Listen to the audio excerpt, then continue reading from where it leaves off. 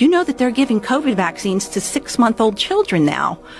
We know how bad it is. We know that it ruins stem cells in pregnant women. They don't give stem cells to their babies. The industry's upset because the placentas no longer have stem cells. They used to use those stem cells in research and cosmetics, etc. They're not getting them anymore because of what the COVID shots did to the placentas and those infants.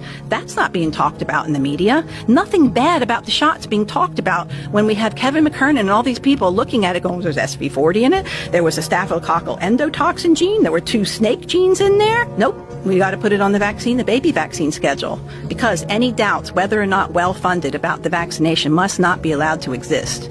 That's why. That sounds like a religion. And it's been going on. It sounds like a cult. It sounds like a crazy cult that the whole world's been sucked into.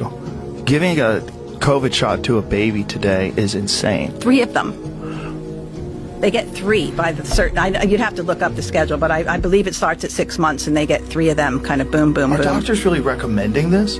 It's on the look, there's a group of people called ACIP, the doctors, usually with vaccine interests in their bank accounts, that make the recommendations for the vaccines, and they have recommended that 6-month-olds. So if your doctor is following the ACIP program, you have to be offered that vaccine. And now that doctor, this is another part of the story, is that doctor's likely to lose $250,000 a year if they don't do that, because there's incentive given to hospitals and doctors, which is what naively I was on the other end of when I woke up in 2008 and said, wait a minute, why are we doing this stuff to my sick, inflamed patients? You're giving more inflammation. It's because the hospital would lose something like $40,000 if they didn't give a vaccine within the first 24 hours of admission. Oh my God. And they would get $40,000. It was all a money game. That's really the bottom line of it. And I didn't know that until a nurse years ago, who was a high-level administration, she said, Suzanne, this is why they did that to you.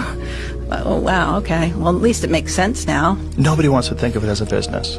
Nobody wants to think you're making business decisions at the expense of someone's health, and possibly whether or not they make it. Like, what are you doing? Well, that's been the case since, basically the medical profession was infiltrated in the early 1900s by, high-level interests that didn't want us thinking for ourselves and carrying on with the natural cures that actually work.